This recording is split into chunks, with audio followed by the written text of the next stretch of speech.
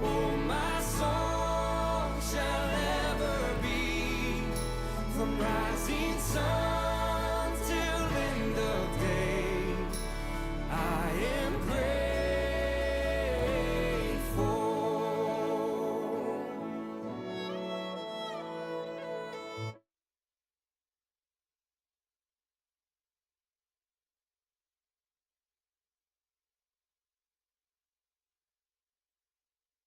Grave from which you'd rise, that I now stand, set free and say, I am grateful.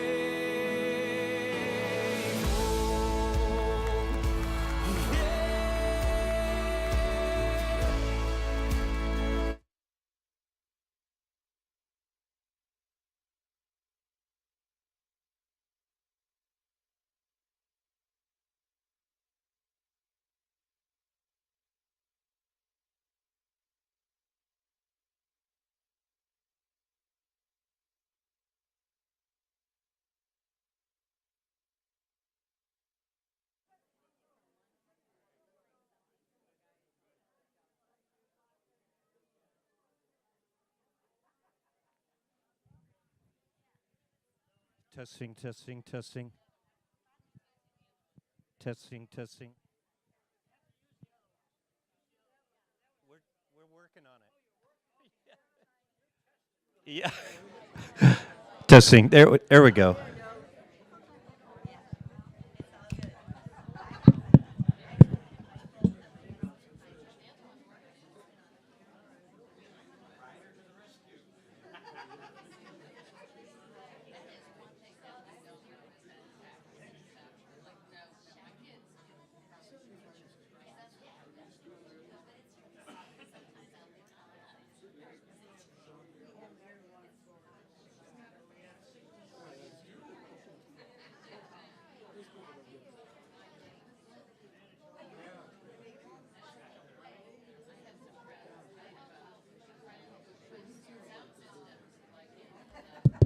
Look at that.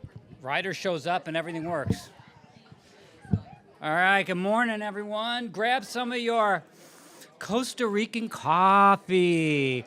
Now, I'm going to test this. I haven't drank it yet, and I'm going to compare it to the Maranatha blend coffee in the coffee shop and just tell you, yeah, I like the bouquet.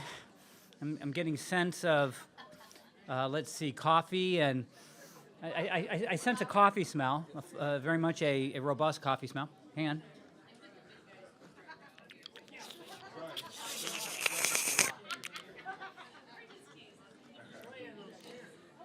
Well, I'm endorsing the Costa Rican coffee. It is a lovely blend. I'd rather you spend $3.50 for a cup of our coffee, but in lieu of that, enjoy this lovely bonus of not having food service coffee this morning, but the really good stuff. People ask me, well, are you worried about offering all the free coffee when you have the good coffee in there? And I said, no, actually I'm not, because people who love coffee will know the difference and be willing to pay $3. But this stuff is actually would be competitive. So thank you for the wonderful gift of the coffee. How are you guys all doing this morning? Great.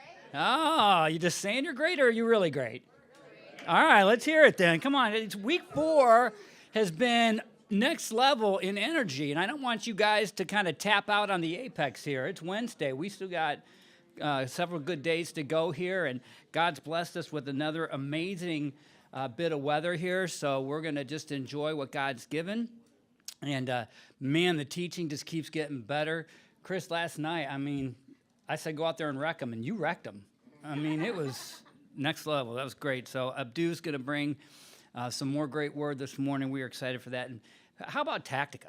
Beyond just the great coffee, all the great interactions, just the passion they have. Man, I love that ministry. And you know what else I love? I love chicken. I love chicken. And out there, you're going to see Chick-fil-A's tent. Normally we have the trailer, but they're so busy. We got the tent today. But Chick-fil-A's out there. You guys go out and get Chick-fil-A at lunch. They bring out sandwiches and chips and macaroni and cheese and all kinds of good stuff. But it goes fast. So you want to get out there We've not run out completely since week 1, which was like a 20-minute run on the bank, and then there was still a long line. So they learned that lesson. But definitely get out there and take care of that. You know what else Wednesday is? It's Wacky Wednesday, Stace. There it is. Laura Loveberry. She's loving and wacky, and she's going to be out and about. She's out here during the middle of the day, then she's going to be down by the pool, and then this evening she'll be over in the dining room, and she is doing caricatures. Yes, a memory. And like if we were down at the farmer's market, and somebody's like paying like $15 for one of those, she's doing them for free for y'all. Come on. All right. That's awesome. Just another quick reminder for Thursday, tomorrow. Got the lawnmowers out here, so if the kids get the scooters around and stuff, we don't want them like getting ground up in the mowers, or worse yet, the scooters grinding up the mowers. So if you guys could remember that. And then also Thursday, we've got the big offering tomorrow. So I'm just praying that God's moving on your heart to support Tactica. We're so wonderfully blessed to have a $25,000 matching grant on the table, but you guys are going to blow past that. I can just feel it in my spirit. $53,000 is not good enough here, guys. We got to really get behind this ministry, so I hope you will. The prayer wall, I'm just praying you guys are taking a look over there and praying for people, or putting your prayers up there. Just consistent with our theme in Colossians this year, we just want to pray for each other. And it's going to be amazing. And then, ladies, tomorrow is the first day of 2 for the breakaway, Trillia Newbell. And we were just kind of, Stacy's our hostess for this, and we're kind of working on the bio and the comments. And I'm going through Trillia's bio. I mean, this woman is just off the charts in terms of her resume of what she brings as an author, teacher, commentator. It is going to be a remarkable time tomorrow. And again, if you're a guest with us, ladies, you can go for free. You would just show up with your wristband and do that. And then it's the same program Friday if you want to go Friday. And I don't want to rob any time from Abdu, but Trillia is going to be just a wonderful opportunity for you, so I encourage you to go there. So with that, I'm going to ask, I guess I'm going to start with Gail, and then we're going to go to Ron. But let's have Gail come up and talk about all the amazing things happening out here.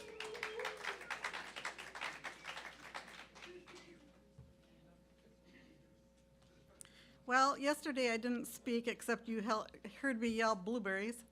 And they are out, they are good, and the maps are over on the table if you want to go and get some. And then usually I just mention a few things outside of Maranatha you can do for people that don't like to go to the beach. There's the Silverside Submarine, there's the LST 393, which was at Normandy. These are really famous ships and a sub. The sub is very famous, one of 2 in the nation. And then there is the cement church, all cement, which every bit of it's cement, and it's very interesting. You can tour that on your own. But if you want to get more ideas, I've got a list over there, or you can see me. But what I want to say is that we had a wonderful prayer tower, over 20 people in the prayer tower this morning, and a great time of prayer with Tactica. But when Paul Rader was here in the 20s and early 30s, he built the tab, the beginning of it, and the pool, and the tennis courts, and a lot of other things here. But we're grateful to him, not only for that, but he built a prayer tower where we are now, but of course it's gone, very old.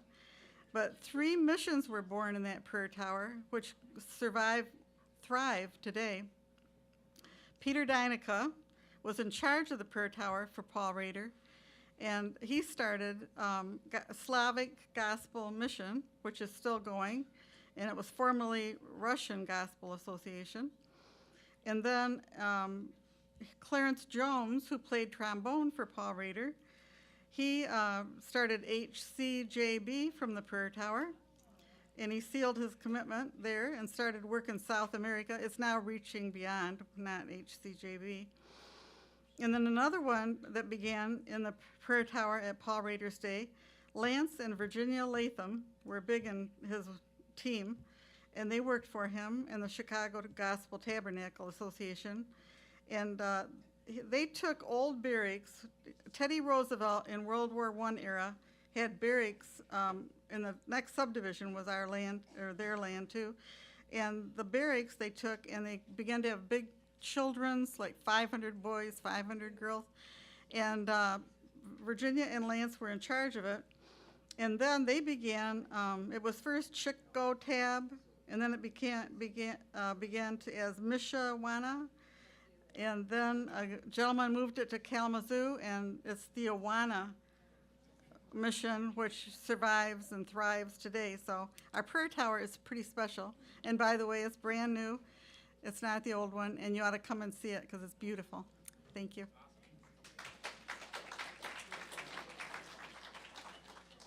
Thank you, Gail.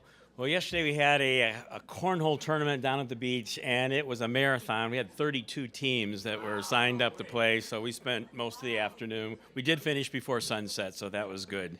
But today we'll do a sand sculpture contest, and the theme is going to be Maranatha, so come on down, build a sand sculpture. We'll give you some ice cream and for the winners. Don't forget the craft room. If you get tired of the sun, over in the FLC 1 to 5, craft room is open. And then tonight, we have our famous talent show, and those that participate will get this 2023 edition of the Maranatha hat. And so you can sign up right after the service there in the sweet shop, and we get started about 8:45, and it's usually a fun time. It's usually a fun time. There's actually some real talent this year, so that's something new. And if you happen to make your way down to the bonfire and beach last night, we kind of did a bonfire / baptism, and it was a tremendous night. Three young people declared their faith in Jesus. One of the young gals, and maybe somebody can help me here, was related to the Savage family. Wow. So isn't that cool that like the lineage that has come down, and that was just a very, very special time.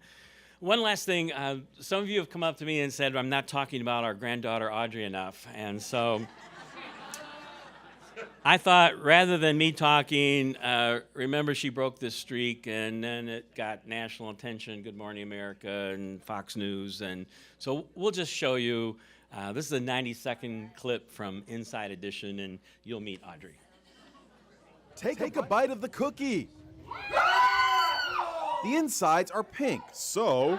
It's a girl! And this family is super stoked because they haven't had a baby girl in, get ready for this, 138 years. Could you believe it? We were very shocked. Carolyn and Andrew Clark already have a 4-year-old boy named Cameron, which was totally expected considering Andrew's family tree. Andrew is one of 3 boys. His dad is also one of 3 boys. His grandfather is one of 4 boys. Andrew's great-grandpa was one of 2 boys. There hasn't been a girl in Andrew's direct line since the year 1885. Grover Cleveland was president.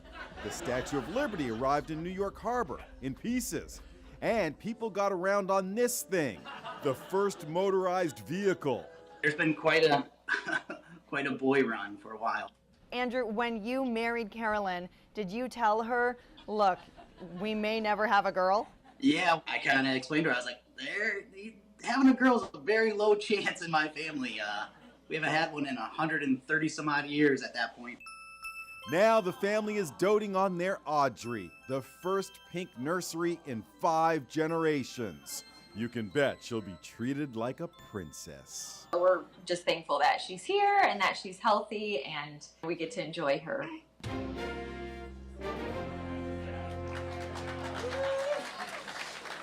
And did you see my man had on his Maranatha shirt for national television? That's the kind of dedication. I always say, you guys are our best marketing, and I mean that. Like, everybody in here is because they knew somebody else. You have this massive marketing budget, which is like $12. And so we appreciate that, Ron. And then the other thing I was going to say real quick, I spent my whole career in PR. So my whole job was to get big media coverage like that for whoever I happened to be working for, which was pretty much everybody in the auto industry at some point. And so I told Ron, I'm like, you as a PR person, you die for that kind of a story that everybody's beating on you to put on their air. So I was surprised I didn't get a call to rep you guys and to handle your media affairs, but it was an amazing story.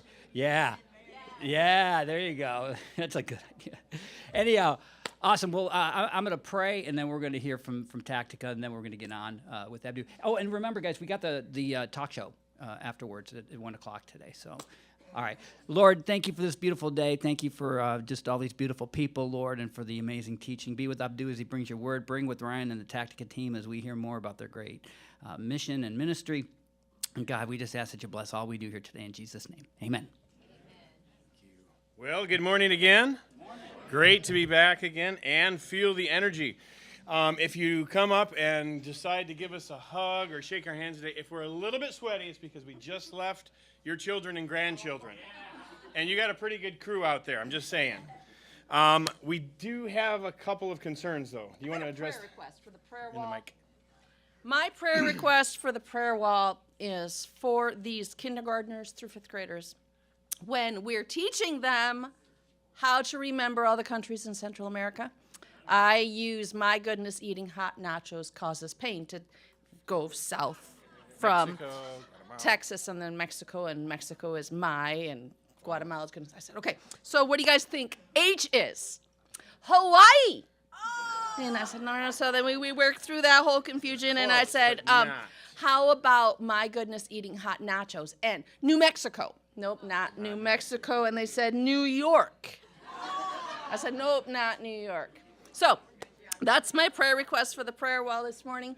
And then I wanted to share, I have been told that drinking coffee is sinful because it has caffeine in it. And so with this beloved family member of ours that has a strong conviction about coffee, and we live in a country where you literally give coffee to your 6-month-old. By the way, decaf is sinful. Decaf is sinful. Decaf Exactly. is so sinful, it doesn't exist in Costa Rica. It's not even in the grocery stores. Nope. So what I tell them is, yeah, I know. And so we try to avoid it. And now we just drink cherry pit juice. Very honest.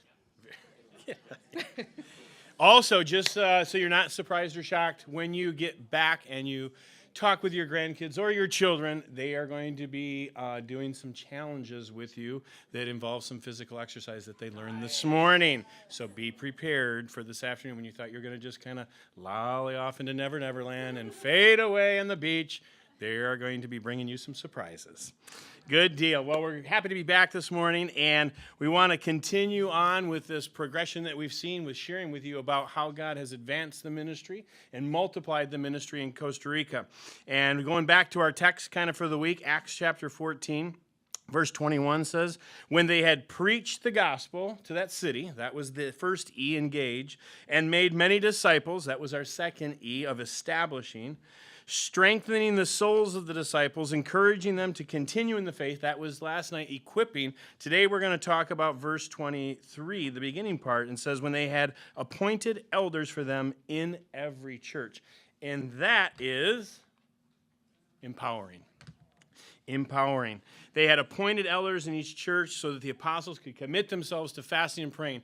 And this process of empowerment is still kind of caring for them, guiding them, mentoring them, but putting them in leadership positions where they can shine for Jesus as well. And that's exactly what's happened. Gustavo's going to share a story here in a second, but I'm going to share a story with you. And it's this guy up here on the screen, the top right, in the gray T-shirt next to me with a thumbs up. And his name is Jeffrey. And Jeffrey came to Christ. He was going through a horrible family crisis in his life many, many years ago. And so it was probably 2008 or 2009. He came to his first tactical course. Jeffrey is a tactical officer, a SWAT officer that works full-time for the presidential SWAT team. So the highest level SWAT team, kind of like our FBI HRT team here in America, that's who he worked for. And he was an officer at that time. God just radically transformed his life, and it began the process of discipleship with Jeffrey. And so every week, typically it was Tuesday because that was just how their schedule worked. That worked the best. I would drive out to their base. It's called Base Colina, and because it's on this big cliff, this precipice, and we would meet with Jeff. I would meet with Jeffrey, we'd pray with Jeffrey, and we'd just walk through the scriptures, establishing him in the faith, equipping him in the faith, and growing him. Well, fast forward many years, we've discipled like that weekly for almost 8 years. And that little tiny discipleship with Jeffrey grew into several other teammates from the team coming in and like, what are you guys doing? and Jeffrey inviting his partners, and we had a small Bible study. Several others came to faith in Christ, and we continue on with the story and to get to empowerment. So as Jeffrey was continuing growing, right, it's very noticeable in law enforcement when somebody is a Jesus follower. Your life is different. It's marked by change. It's marked by true justice and doing what is right. And that was the case with Jeffrey. And he was very quickly appointed.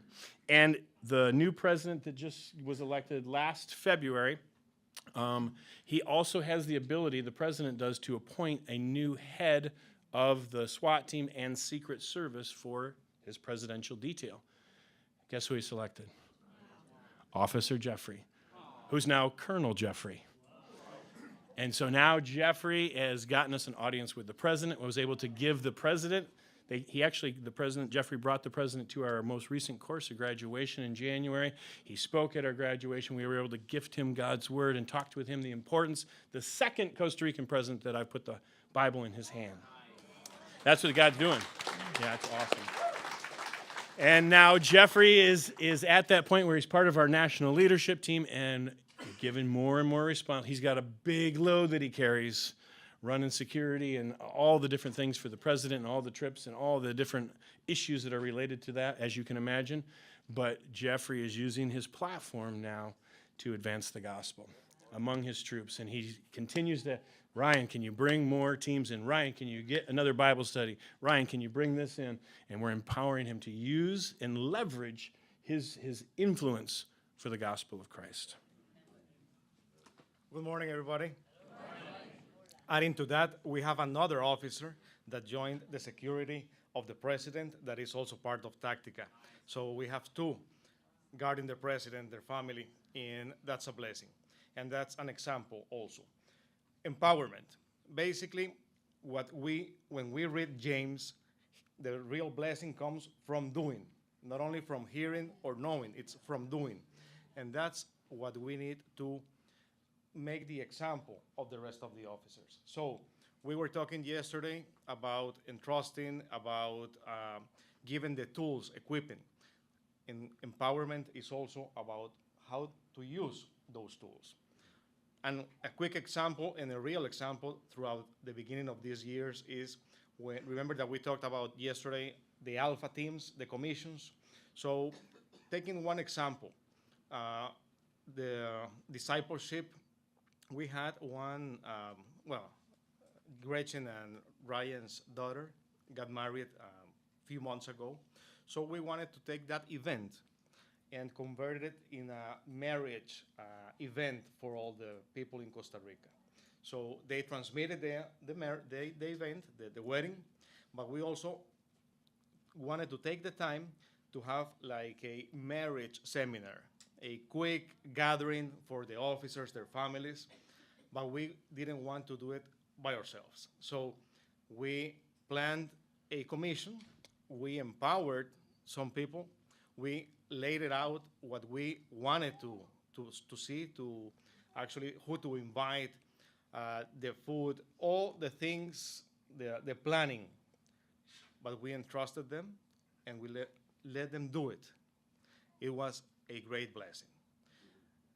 Richard and Andrea, the couple that was here the last time, I don't know, maybe many of you met them. They were in charge also of a teaching, of a Bible teaching about courage, about resilience in marriage. And that's how it looks like, empowerment. Because as Ryan said, it's not about they live in the country and then what? No, it's about a legacy. And legacy has to be built. Like Moses with Joshua and other examples in the Bible, it takes courage, but also it takes strategy, it takes planning, and it takes also a lot of prayer. We need a lot of prayer to guard these men and women that are eager to serve the Lord, but they need the tools, and we all need that motivation to continue serving. So thank you very much again for taking the time for listening to us, and the generosity that starts with those courses that are the key for them, the officers, to become later part of the Tactica family. And so far, to have us here explaining what we do. Thank you so much. So thank you again. We've used up our time, but we really appreciate you guys. Those that have taken the opportunity to sit down with us, and those that will, and we have a couple other meetings planned. We thank you for sacrificing your time. We know you come to relax and enjoy things, and so having the opportunity to talk with is just a huge blessing for us to explain a little bit deeper about the ministry. And thank you for all those that have come up that are already looking at ways that you can connect into the ministry, not just through giving and through prayer, but also your presence and coming and serving on mission teams. No particular names in mind there, Jeremy. God bless you. Take care.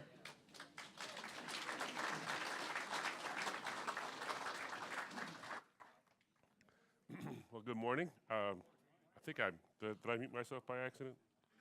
I may have muted myself. Have I? Oh, no, I'm on? Okay, all right. Oh, no, thank you. Thank you. Well, good morning. I was going to start off, I'd like to start off tonight. It's going to be one of those nights. Today's message is going to be, I hope, helpful, especially in the current cultural climate we're in, with so many issues centering around identity, but also just the way in which the Christian faith has actually taken a hit. And largely because, I'd have to say, some of that's deserved, and not in terms of the faith itself, in terms of the doctrines, in terms of the ideals we believe, but the way Christendom has acted.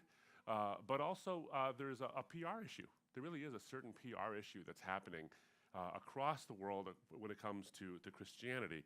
I can give you statistics about the approval or lack thereof ratings of people in various jobs within the Christian faith, pastors, for example, theologians, big-name speakers, and the trust issues, and they have to do with a lot of different things.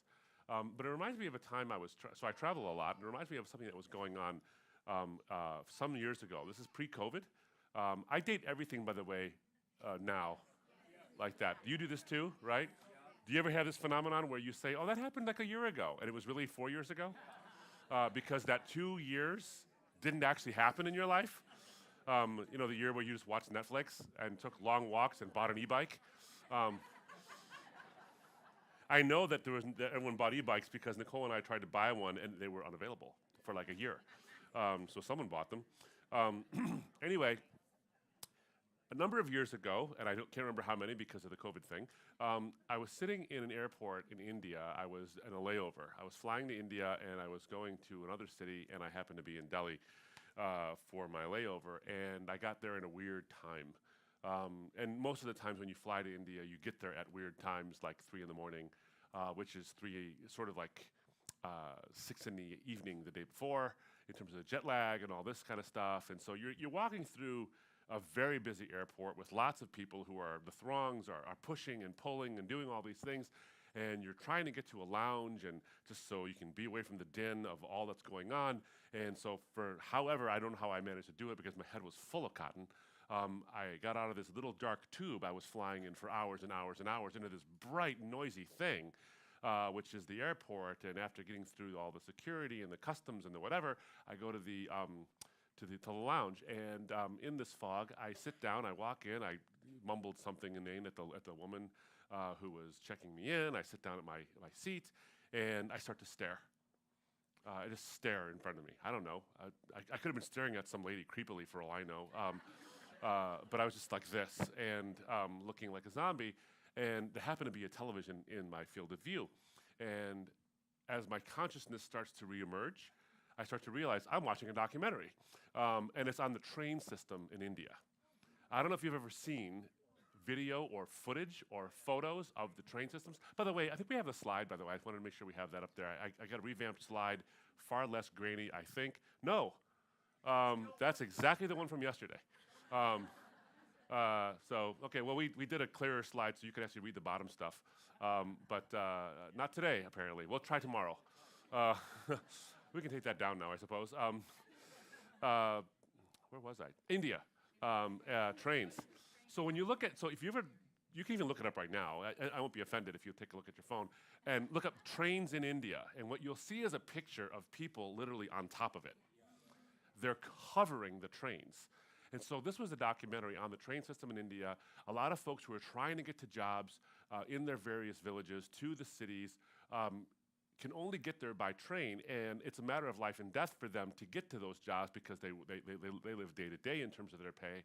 But getting there is actually a matter of life and death as well, because if they don't get on the train, because the surge of the throngs of thousands of people, hundreds of people per station trying to get on that one particular train to get to the location they're trying to get to, is a river of people. It's a stream, it's a surge of people. And so if you don't get a spot in the train, when you sardine yourself in there, you'll end up hanging on the side of it, like literally hanging from the side of a train, or sitting on top of it. And I think pretty much every day someone loses their life or loses some kind of appendage on the way to work. That's what it takes to get to work. So I'm watching this, and then they in order to have inject some comedic humor into the whole thing, because it's pretty dire, you watch this guy, and he's trying to get off the train. He works the night shift, and he's trying to get off the train, and the surge comes at him. And he's trying to get off on this particular stop. And the surge comes, and it pushes him right back into the train. And they had a little red circle, they can circle the guy who's trying to get off the train, because there's cameras at the stations. And then he gets off, so he misses that stop. That's his stop. Miles later, he gets off. He tries to get off on that stop. And he gets off, and they push him right back in. And then I think it was 4 stops. The guy ended up like 25 miles from home, and couldn't get home because of the surge. The reason I bring this up is because I often think that if we liken the gospel message to a train that's getting us to a wonderful destination, there are people who are surging to get on a certain kind of train, and different trains allow us to get to different destinations. One might be to a full understanding of what is needed for our hope and for our salvation, both hope for this world, for this life, because we do have an obligation to make this life better. We're not just living for an afterlife, we're living for our good works to be shown in this world to glorify our Father who's in heaven. And there's a message that gets us there, a message towards equality, towards fair treatment, towards all these wonderful things that the Christian message actually causes us to want to do. There's other trains going in other directions, even including the opposite direction. And those are rejecting the Christian message. Oftentimes, when it comes to issues of race, when it comes to issues of gender, and I don't mean gender politics in terms of identity, I mean gender politics in terms of sexism and these kind of things, like women being treated as second-class citizens and these kind of things. So the question becomes, is the Bible, and this is the issue now, the claim is the Bible is actually the cause of much of Western racism and sexism. And so the surge is to get on the train leading away from Christianity. That is the social surge right now. There is a message that's out there, and once in a while there's somebody who's trying to get off of that train and find the truth and find the gospel, but the surge is so strong that this river of humanity that is leaving the Christian faith because they're thinking this is the kind of thing that suppresses women, that suppresses people of color. It's a colonialistic, imperialistic religion. Get out of there. That surge is pretty strong.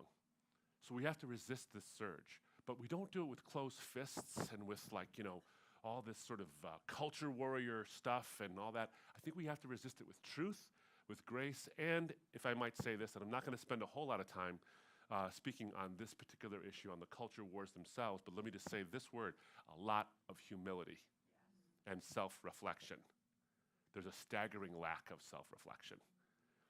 I'm not telling you what to reflect on exactly, that's not my place, but I can tell you we need at least some level of self-reflection.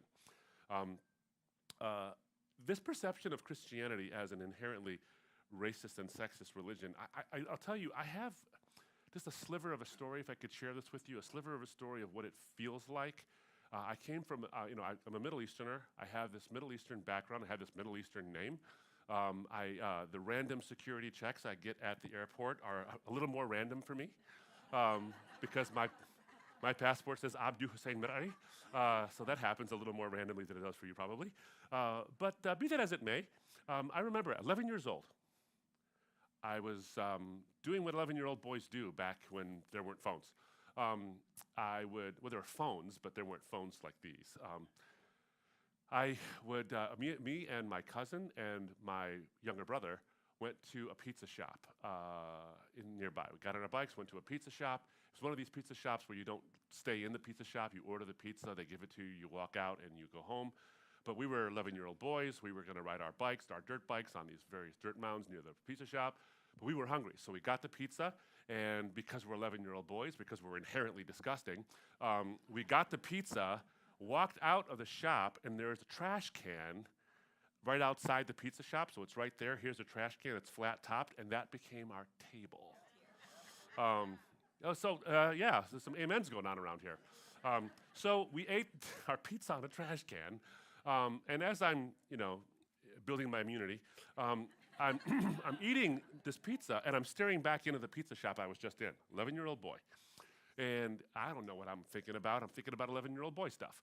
And I see there's a main road behind us, and so I'm looking at the window, and there's a glare, and there's a reflection. So I'm looking at basically cars and trucks whizzing by behind me in this reflection. And as I begin to, I peer through the reflection, and the guy who just gave me my pizza is looking at me with so much contempt in his eyes. I'm like, what in the world? And I look, and there's his hand raised at me, and he's got this look like, I dare you to come back in here. And his hand is raised in an obscene gesture at me. So I don't know. I'm like, what? What is that? What the heck? So I'm 11, but this guy, he's an adult, probably young. I mean, I remember him as being like 40, but he was probably 18. And I'm just out of pure shock, not out of anger, not out of defiance, not out of pure shock. I walk back in, and I said, hey, is that for me? And his words were, that's right, camel jockey, what are you going to do about it? I'm 11. I was 5'11" when I was 11, but I was 11. He probably thought I was older than that, but the point isn't how old he thought I was. I thought in my head, it's like, what did he think was going to happen now? Were we going to get in a fight at his work? What was going to happen? So I didn't know what to do. I'm 11 years old, and I walk out, and he mumbles something further racist at me, and I walked out. I got to tell you something. That was a sliver of what it feels like for many people. That's a sliver of a taste. It's one little pepperoni on a very evil pizza that many people have to swallow every day. To this day, and Nicole can tell you, when I drive past that place, I remember that. That's the only thing I remember about that day. Because it's something to feel that you're made to be less just because of the way you look or where you come from. And what I remember was he had a cross on his neck. He didn't mean it. And I don't know what's going on in that guy's life that made him, at that particular moment, do that. I do remember that I told my uncle, and we went back to that pizza shop. And I didn't leave scared. That guy got fired right in front of me, thank goodness. But my point is, that's a perception thing. Not only is it a thing that I remember to this day, and I feel a certain way about it, even telling you about it, but there's an attachment that happens. Religion has a way of attaching itself to people's motivations, even when they don't really mean it, when they don't have any attachment to it. So, Christianity, I think, has been labeled as this imperialistic, racist, male-dominated religion, which is why, the book I did write, I think is getting here Friday. Some of you may have already got it, I think it was in the bookstore earlier, is why Christianity is more than a white man's religion. It's not less than that. It's for white males, but it's not merely white or male-centered. And that's the charge. That's the charge. So given that charge, I want to respond to that charge, not by being a defender of Christendom's history, because there's a whole lot that's indefensible, not even by Christendom's present, because there's some things that are indefensible, but by talking about the Christian message and the one we follow as the example and as I think, the inspiration, not only for us to not abandon this message, which I think is the solution for the very problems it's being blamed for, but as a motivation for us in our interactions with those for whom this message is sorely needed, but reject it because they think it's against them. Now, what you'd expect, if the Christian faith is inherently a racist and sexist belief system, you'd expect to find no stories where someone who is of an unsavory race or ethnicity and a woman would be considered the hero. But what do you find in John chapter 4? When you look at, and this is one of my favorite stories, by the way, there's huge sections of 2 of my books that are based on this story. That's how rich I think the story of John chapter 4 actually is. And, John chapter 4, verses 4 to 30. I'm going to skim through some of this stuff, so please, you can turn in your Bible if you'd like to. I'm a big fan of reading the scriptures while somebody else is talking about them, because somehow little insights pop into your brain while somebody else is giving you whatever insights they have. But you know the story well, and I'm going to summarize parts of it and read from the scriptures some of it. So Jesus and the boys are doing their thing, as John chapter 4, verse 4 starts, and he had to pass through Samaria. Now, okay, I'm already stopping. He didn't have to go through Samaria. He could have gone another way. The implication here is that there was sort of like an impulsion. There was an agenda. It wasn't the logistics required him, because most Jews actually went around Samaria. Because Samaria, as you know, is considered this half-breed place where people who were not really fully Jews, people who were this half-breed sort of mongrel race by their reckoning back then, and had this mongrel religion, were sort of an embarrassment, and were denigrated and were treated as less than by the Jews. And by the way, the Samaritans, right back, didn't think too much of Jews either. In fact, the mountain Gerizim, where you see where the exchange between Jesus and the woman at the well is happening, is in view. Mount Gerizim is there, and there was a temple there that the Samaritans worshipped at, and the Jews had destroyed it. And that was in retaliation to to a defacement that happened where the Samaritans had tried to deface the Jewish temple. So there's a whole lot going on here. By the way, if you ever want to understand the Middle East conflict between Arabs and Jews, just read the woman at the well story, and everything is there. That's Apocalypse Later, the first book I ever wrote. So you have this ethnic tension going on, and a religious tension going on. And so Jesus and the boys come over, and he's got to go through Samaria, I think for a purpose, not because of logistics, but for a purpose. So he came to a town of Samaria called Sychar, near the field that Jacob had given to his son Joseph. Jacob's well was there, so Jesus, wearied as he was from the journey, was sitting beside the well. It was about the 6th hour.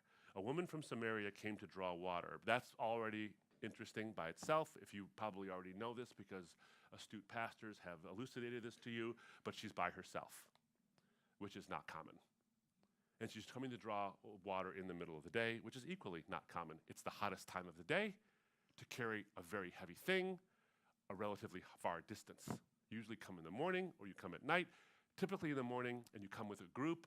Women did it for social reasons, but they also did it for safety reasons. And here's this woman alone, which tells you all about her social status, even within her own village. So you can imagine this. Here's a woman who's considered a second-class citizen in her society, who is a part of an ethnicity that is considered second class within the broader Roman province. And she's not only considered second class by the broader Roman province, she's considered second class by her own people, who are second class people. It's hard to get lower on the rung than she is at. So she comes to draw water, and Jesus said to her, "Give me a drink," for his disciples had gone away into the city to buy food. The Samaritan woman said to him with a chip on her shoulder, "How is it that you, a Jew," she points out the ethnic differences, "ask for a drink from me, a woman of Samaria?" Sex and ethnicity in the same objection. And John goes out of his way, for Jews have no dealings with Samaritans. Jesus answered her, "If you knew the gift of God and who it is that is saying to you, 'Give me a drink,' you would have asked him, and he would have given you living water." And then this is an interesting statement. The woman said to him, "Sir, you have nothing to draw water with, and the well is deep. Where do you get that living water?" I think the incredible irony and the beauty of this language is that she tells Jesus the well is deep, and she has no idea how deep the well of his love actually is. This story is such a deep story. The well of the story is so deep. I actually can't. I get sort of goosebumpy whenever I read this story. And then, of course, he goes on to talk to her about the kind of water he's offering. And I don't know if she was sarcastic. I don't know if she was hopeful. Maybe it was a mix of both.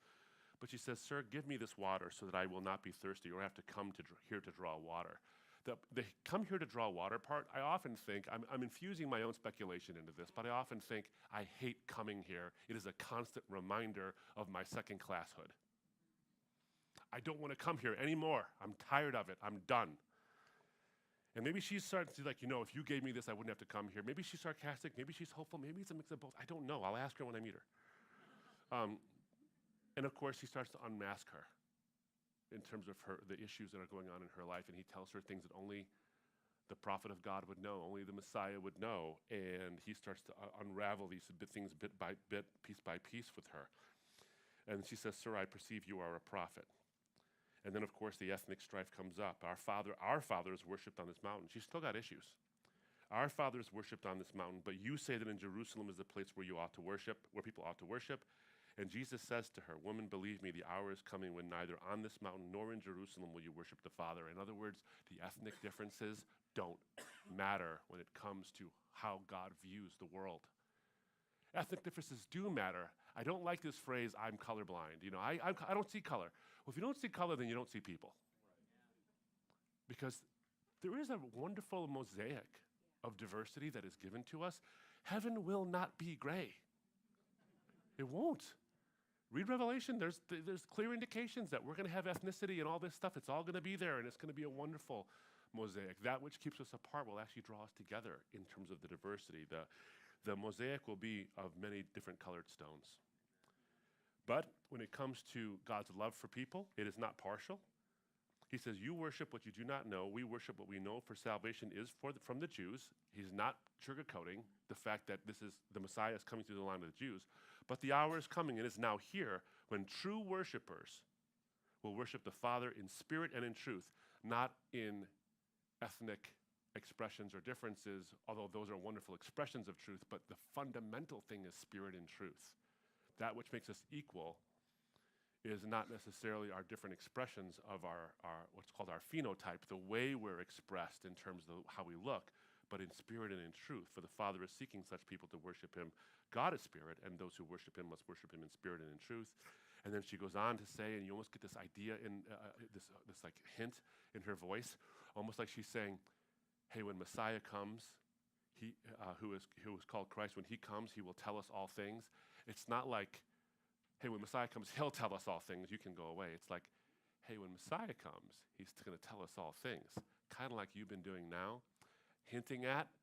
She's basically asking without asking, "Are you him?"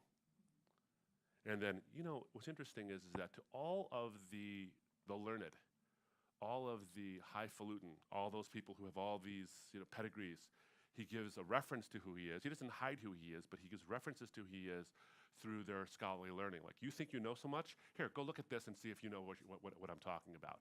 I am who I'm saying I am, but you got to go figure it out. And so he lets these people do this. But to this woman who is otherwise very simple, probably denied an education her whole life, given the cultural milieu in which she worked and lived and all these things, probably didn't have the education. She's heard these things. She's never learned these things herself, I should say.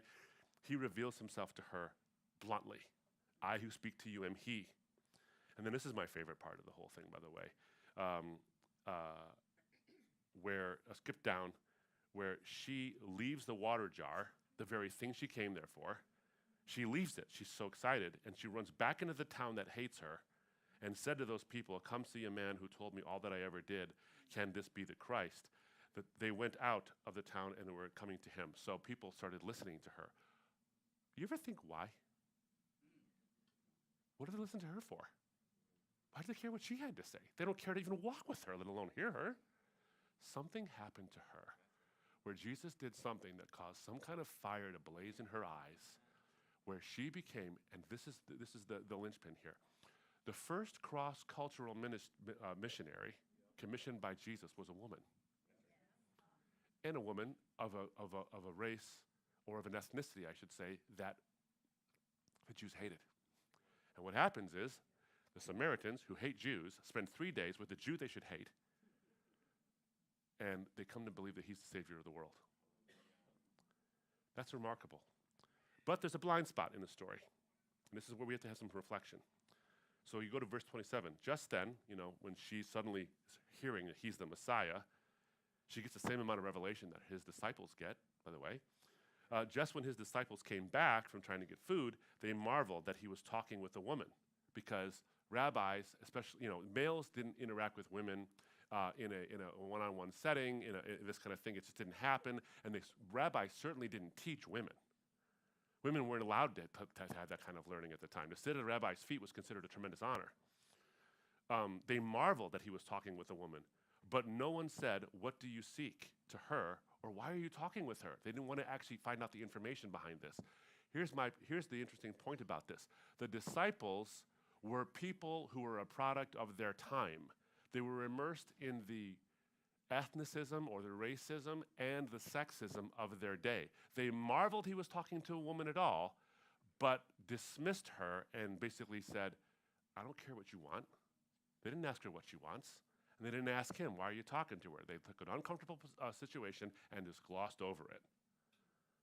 That's a blind spot, and we'll return to that later. So that's the setting where I think that this one story doesn't prove the whole case, because we still have some difficult passages to get through in the Old Testament and in the New Testament when it comes to race and women. We have some of those, and I've gone through quite a bit of those in the book, and so I try not to shy away. I'm a big fan, by the way, of making the case as hard to make as possible.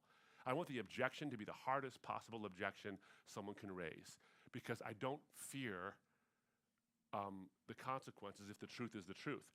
Are there always neat, tidy bows wrapped around the answer? The answer is no. But are there answers? I think the answer is yes. So let's take a look at some of the toughest passages, or toughest areas, I should say, of the Bible. Time doesn't permit me to go to every single one of the passages, but this one story is a good lens through which we look at the rest of Scripture, because I do believe that the life of Jesus is the clear lens through which you look at that which seems cloudy. So if there are ambiguous passages in the Bible, if there are parts of the Bible that become very difficult for us, even morally difficult for us to accept, perhaps it's because there's a cloud around those things, because there's a context we don't quite understand, or a translation issue we don't quite understand.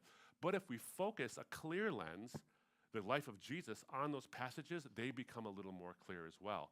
Let's not take the cultural moment and use that cloudy lens to look at something that's already cloudy. It makes it cloudier still. But if you look through the clarity of the life of Christ, as is emblematic and is illustrated by John chapter 4, I think things begin to get a little more clear. So let's take some tough ones. The Old Testament and slavery. Let's just go right there. So I'm going to focus on race and ethnicity first, and then we'll move to gender, and then we'll close.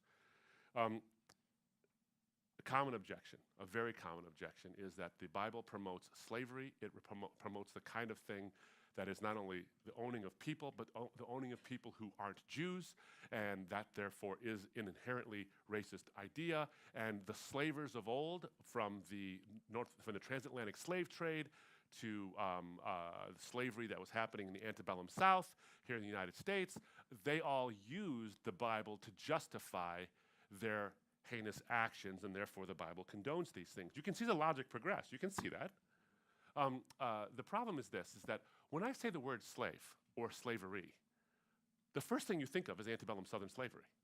And that's natural. Of course you do. That is the most recent iteration, at least publicly, well, not publicly, but at least sanctioned by the government to have happened. By the way, modern day slavery is still going on. People are being actually trafficked because of their ethnicity, but children and women are being trafficked, and boys are being trafficked as sex commodities. So slavery is alive, unfortunately, and unfortunately well. So it hasn't really gone away. But institutionalized slavery, when I say that, the first thing you think of is antebellum Southern slavery and these kind of things. The reason why is because it's so near to us. So there's a natural desire to, or a natural inclination towards equating these two words together. So when the Bible says slave or slavery, we think of the same thing in terms of what happened in the South in the transatlantic slave trade. But they're actually different. The word slave in the Bible actually has many different translations, several different translations. My name, Abdu.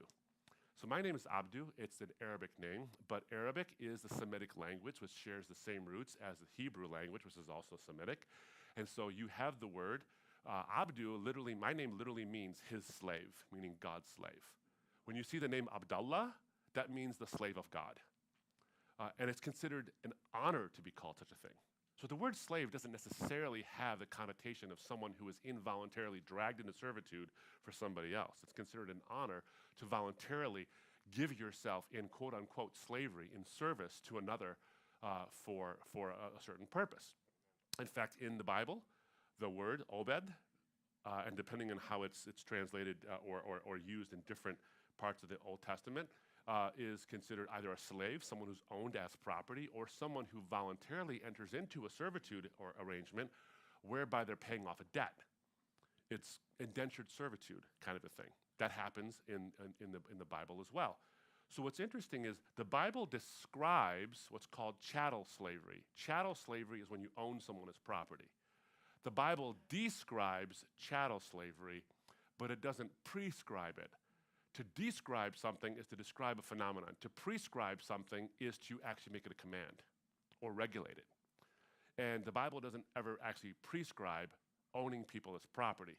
What it does do is regulates what you do in a situation where someone from either a tragedy in their life or some kind of financial situation is in your service.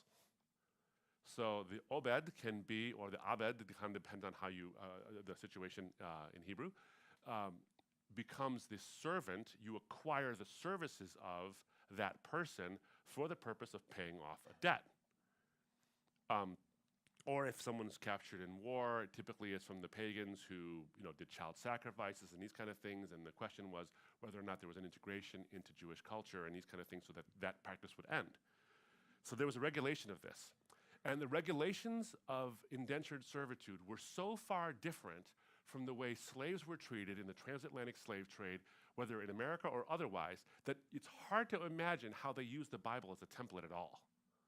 I mean, the fugitive slave law, for example, in the United States, is that when a slave would run away, if you captured a slave or a slave came into your proximity, in fact, you had an obligation to return that slave, or you would face either criminal charges where you would be imprisoned, fined, or worse.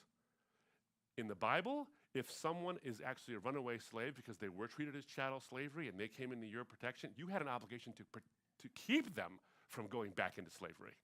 It was the exact opposite. Slave masters, or those who owned a debt that the so-called slave or the servant had to repay, they were required not to injure their slaves. You couldn't kill them. There was all kinds of issues with that. You were actually prohibited from capturing anybody, kidnapping anybody, and involuntarily subjecting them to servitude. The penalty for that was death, actually. Can you see how this is the photo negative of how the slave trade actually worked? It isn't the same thing in the slightest bit. It was quite different. Now there are some nuances, and there are some issues that are a little more on the nuanced and complicated side. But overall, you saw this law that was effectively trying to end the institution of slavery. In fact, it was trying to end the institution of even indentured servitude. Here's how I know that. The Bible has provisions. For example, every 7 years, an indentured servant would go free, whether their debt was paid or not. If they were in your service for 3 weeks, but the date of that 7 years came, they were free. Jubilee, which happened every 49, 50 years, if you were an indentured servant to somebody for a day and you owed a mountain of debt to this person, unless you chose to stay in your servitude, which you could, you were to be set free, no matter how big your debt was. And by the way, when someone's debt is paid off, because someone who's indentured servant could actually get a job, they could actually own a business, they could do all those things and gain their own wealth to pay back their debts if they wanted to, if they could, while they were an indentured servant.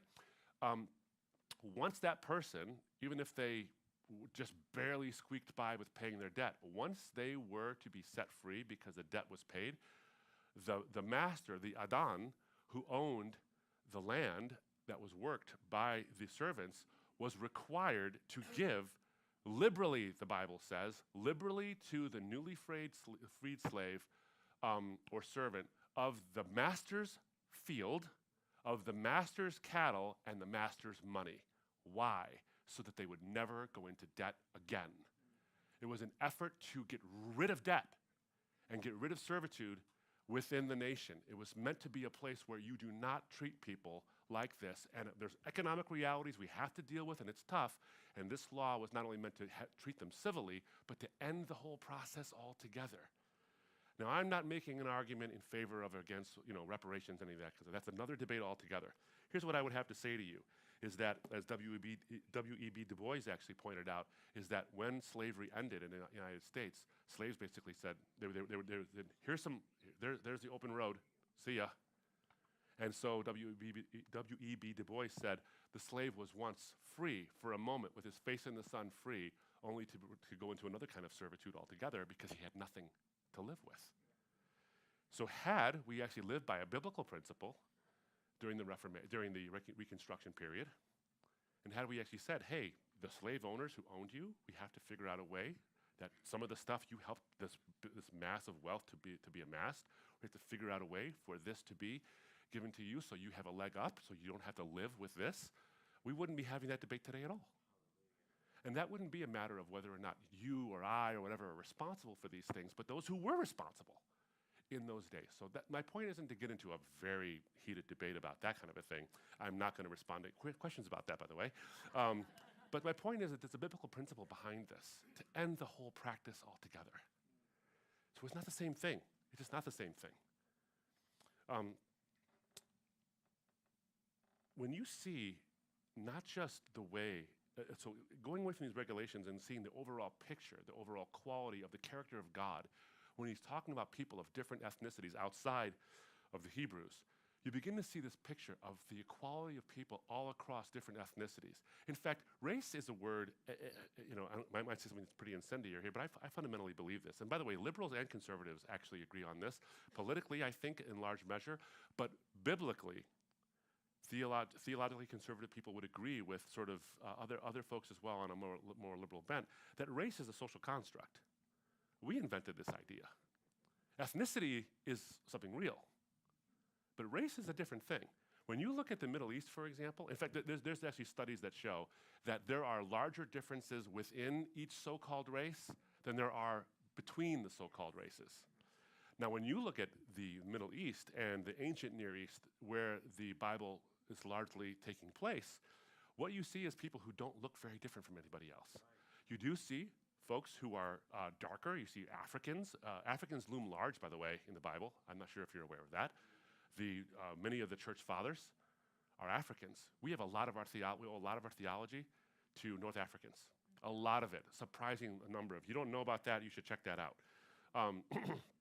But it was accepted by people, the gospel message by people of various races. But when you look in the Old Testament, what you see is people who look like each other, and in large respect, eat the same kind of foods as each other. What you see differently is their behaviors, their cultural differences. So someone might say, the Bible's obviously racist because the Jews were always being used as instruments to ethnically cleanse the area. The Canaanites and the otherites and the Anakites and the whatever ites that there are, they all get wiped out by the Jews, and you baptize it by saying God told you to do it, and so it sort of gives you this racial and ethnic superiority to everybody else. You know what's interesting about that? So when you read the Bible, you see that. You see that happening where the Jews walk, they come into the promised land and they're looking at the deplorable practices of the Canaanites. And they're like, you can't be sacrificing children to your false gods, burning them alive, by the way. All this rape that's going on in your towns, the way women are treated as property, the slavery that you're actually engaged in, and temple prostitution, and all these things. These were the actions that were being judged by God using the people of Israel. How do I know it's not an ethnically based thing? Because whenever Israel herself did those same things, God used other non-Jewish nations to judge Israel. Here's my point. The Bible describes a God who judges people not by the color of their skin, but by the content of their character. Does that sound familiar to you? He didn't pull that out of the sky, by the way. Well, sort of, I guess. That ethic is a biblical ethic. When he talked about that, that wasn't just him thinking, I got to put together some really fancy words. They were clearly fancy words, but they were powerful words because they pulled on the strings of something people actually knew to be true because he was appealing to Christianized people. That's how slavery ended, by the way, the appeal to Christianized people. Now, the Bible is crystal clear about sometimes it's the shortcomings of its heroes. The book of Jonah is a great example. Think about the book of Jonah.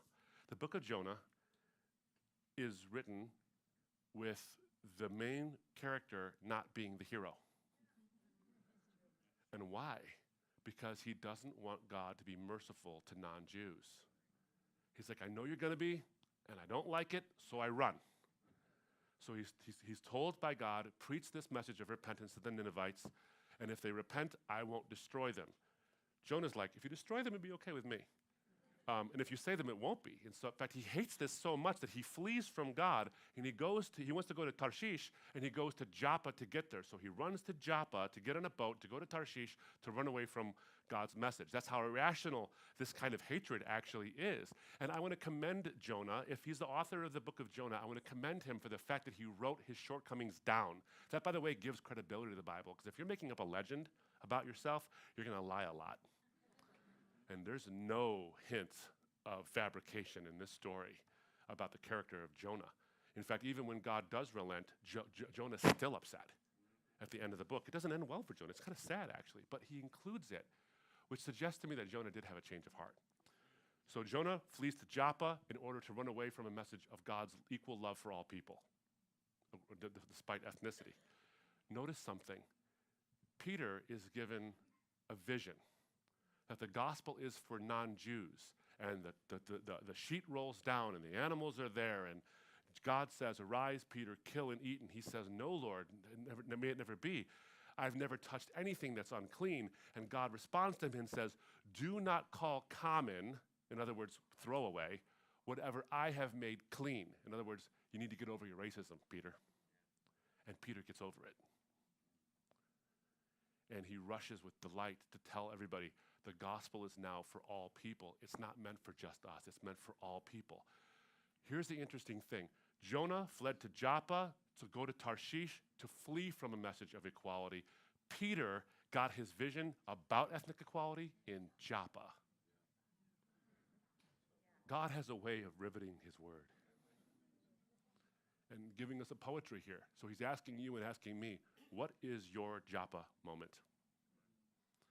There's a time for self-reflection. There's a time for it, and that equality among people is there. You know, amongst all the charges that Christianity is an inherently racist system, and the slavers used it to justify their evil deeds, and you can easily justify slavery in the Bible, I think that's not true. In fact, I don't know if you're aware of this. You can go on Amazon right now and buy a thing called the Slave Bible. The Slave Bible was a redacted Bible by the slavers who knew there's no way these slaves are not going to hear the gospel message. It has a way of sneaking out of prison walls and sneaking into prison walls.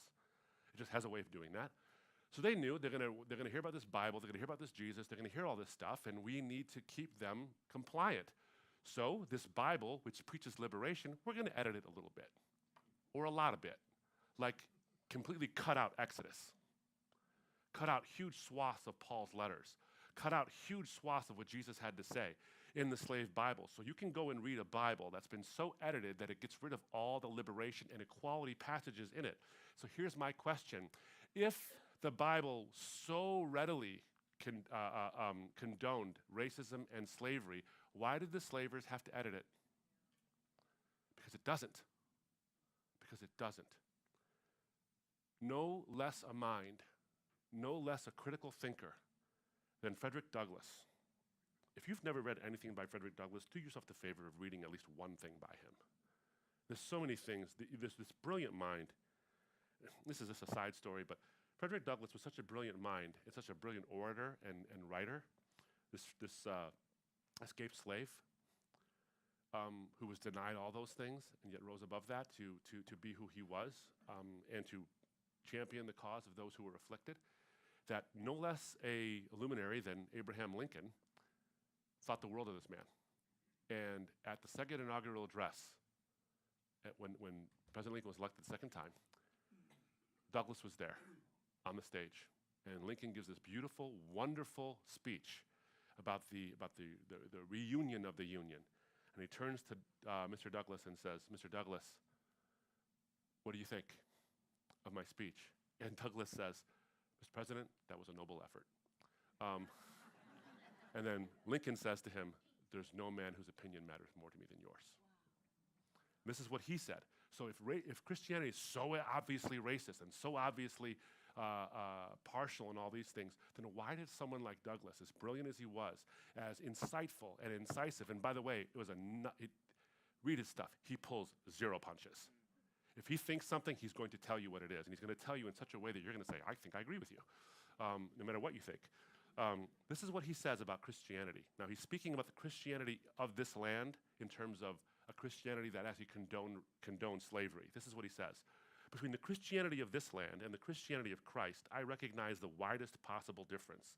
So wide that to receive the one as good, pure, and holy is of necessity to be the enemy of the other. I love the pure, peaceable, impartial Christianity of Christ. I therefore hate the corrupt, slave-holding, women-whipping, cradle-plundering, partial and hypocritical Christianity of this land. Indeed, I can see no reason but the most deceitful one for calling the religion of this land Christianity. That's quite the indictment. But it's also quite the compliment paid to the Christianity as lived out and taught by Christ himself. If he could see the difference, and he could see that this isn't what you think it actually is, maybe today we can begin to see the difference.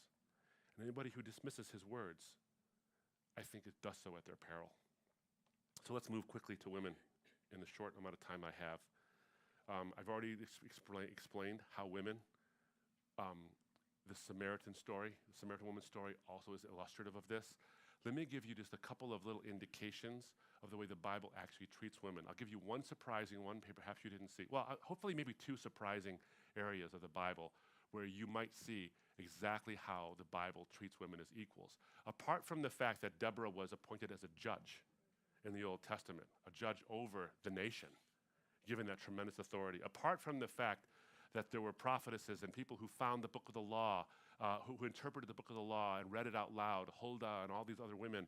In fact, apart from the fact that there are entire books of the Bible that bear the names of women, apart from the fact that Jesus' lineage includes women, including non-Jewish women, in his genealogy and lineage as a statement all by itself of the importance and the character of women and the lofty nature with which women have the equality to men.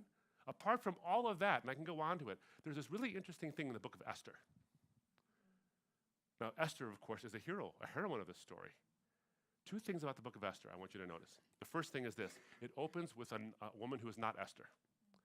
It opens with Vashti. Vashti is the first queen of Persia. Under the current king of Persia. There's other queens before her, but she was gorgeous, beautiful, all these things. And what does the king want to do? So the women have a banquet of theirs, and the king has his own banquet, and as the boys get a little bit loaded, they start to get a little bit awful. And the king says, bring out my wife, parade her around so I can show you the trophy. You know what's interesting about this story? It's Vashti. Vashti refuses. I am no man's trophy. And she knows there's going to be consequences. Why include that? Why include that in the Bible? Why not just start with the king needed a new queen, and it's Esther? Why not? Why include that little story? Maybe there's a hint in there for us that there were women who were willing to stand up to power and say, you're not treating me like a trophy today. And there was consequences, and she paid them. And then Esther comes along. That's the first shocking thing. The second shocking thing is this. Well, not shocking necessarily, but it's interesting. Esther risks her life for the salvation of the people. And she's willing to die for the salvation of the people. That is a bit of a type and shadow for who is to come, for the Messiah who is to come. She is given the tremendous honor of being an object lesson of the one who is to come to save all people. And it's a woman. It's remarkable to me. The book of Esther is this wonderful story that has multiple layers of beauty in it. Nested beauty within the books of the Bible. So let me share this to you, this one story you're very familiar with, and then I'll end. The story of Mary and Martha. You guys know the story, right? Jesus and the boys are coming over for dinner, and like good Middle Eastern men, yeah, food's a bit. Do you know Middle Eastern men? Because wow. The boys are coming over, and like typical Middle Easterners, they want to be as hospitable as possible and prepare stuff. And, you know, if you've ever been blessed to go to a Middle Eastern home for dinner, the food, when the pre-food is, you come out and, you go to someone's house, like, oh, I have a little bit of, some hors d'oeuvres, and there's a little thing there. It's wonderful. Thank you very much. But you go to a Middle Easterner's home, and it's piled as high as a small child, right? Well, so Mary and Martha are trying to prepare for the boys to come over. And Jesus is there, and Martha is busy doing the work, and Mary's sitting at his feet. Now, that's not a denigrated term. That's actually an honor left only for men. If you ever read what the rabbis of Jesus' day said about women, they'd say things like, it is better to bury the law in the ground than to teach it to a woman. Women have no abilities except in the kitchen or with the spindle, they would say. They would say things like, in every way, including in the intellectual, women are inferior to men. That's the context Mary and Martha lived in. They were denied an education because it was considered a waste on them. And here's Mary sitting at Jesus' feet getting this education. And of course, there's Martha. And when you hear this story in church and all the other places, the moral of the story, and this is a valid lesson to learn from this, is that you can get so busy with life and other things and things that are good in and of themselves that you forget to stop and to smell the Messiah once in a while. And you need to get out of your own way.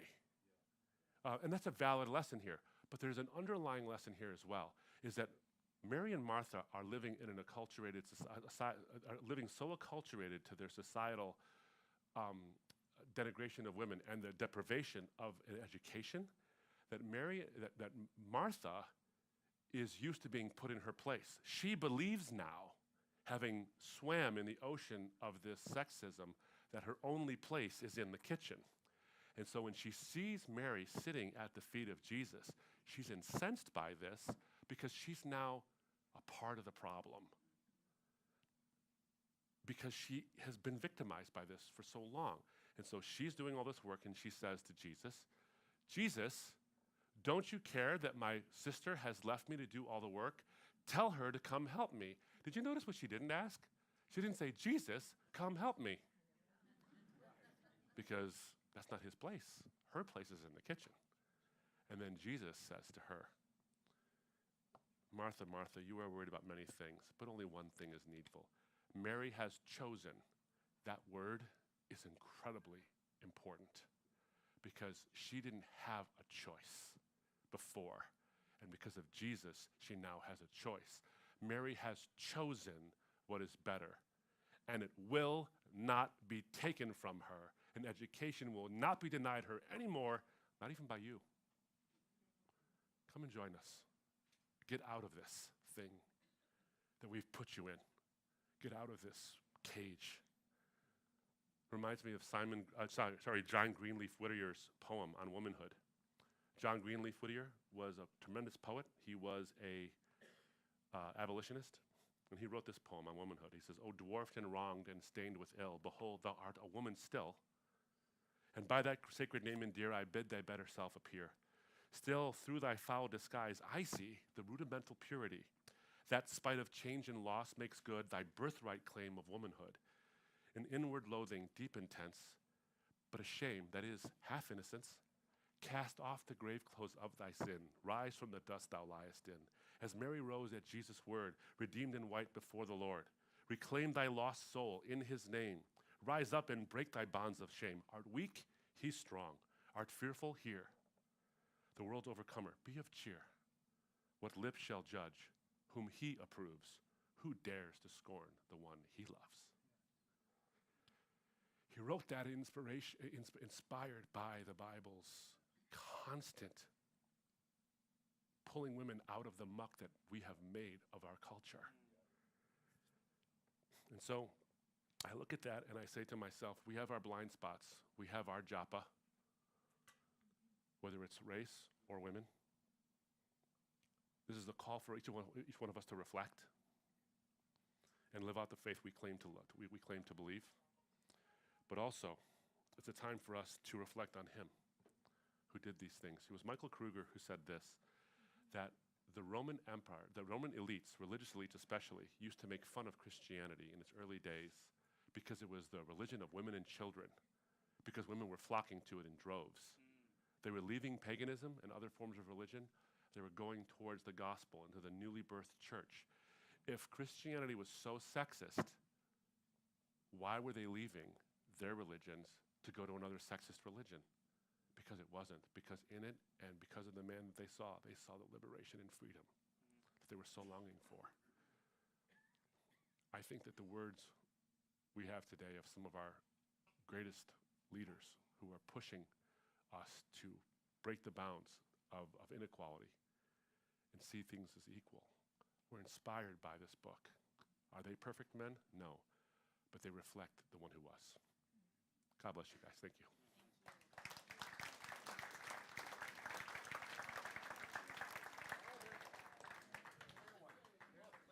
Oh, and it's a miracle. Larry in a world of confusion. We did get it done, so it was a little, thank you, Terry, for doing that. Powerful, just powerful, and so encouraging, and just what a treat to get to immerse ourselves in this.